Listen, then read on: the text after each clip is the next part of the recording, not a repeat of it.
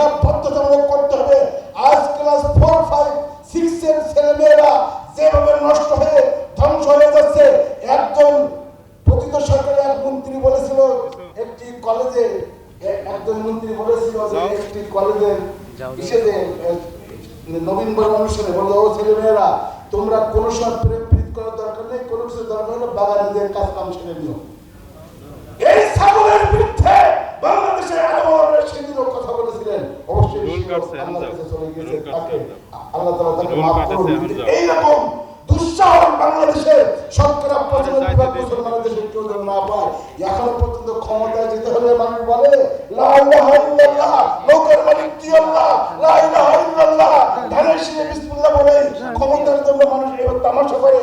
আমরা বলতে চাই, খবরদার বাংলাদেশের ইসলাম বিরোধী কোনো শিক্ষা যেন আর কোনোদিন চালু না হয়।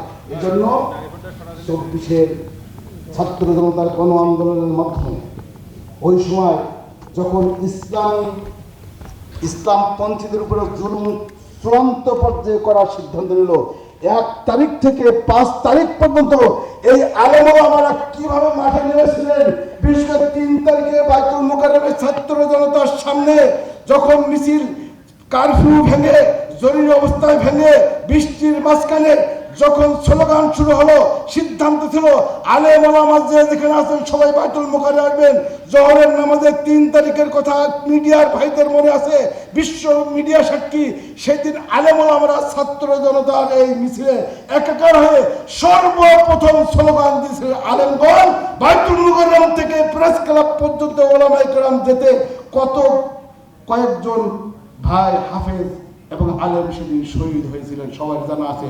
4 তারিখে ওলামাদের নেতৃত্বে এ দেশে বিস্কুট এবং পানি বিতরণ হয়েছে কারণ বাজার থেকে ট্রাকে ট্রাকে করে নিয়ে, এবং অনেক প্রশাসনের লোক সেদিন কিন্তু হেল্প করেছিল। 5 তারিখের ঘটনা ইতিহাস সবার জানা আছে। অতএব এ দেশের আলেম ওলামা দেশের উন্নয়ন শুধু নয়, ভারত মহাদেশ, পাকিস্তান থেকে শুরু করে ভারত মহাদেশের স্বাধীনতার সংগ্রাম, দেশ গঠন, দেশের স্বাধীনতা অর্জন এবং দেশ থেকে শিরক, বিদআত, অন্যায়, দুর্নীতি দূর করার ক্ষেত্রে আলেম ওলামাগণ সবসময় কাজ করেছে, এখনো অতন্ত্র প্রহরীর ভূমিকা পালন করবে ইনশাআল্লাহ।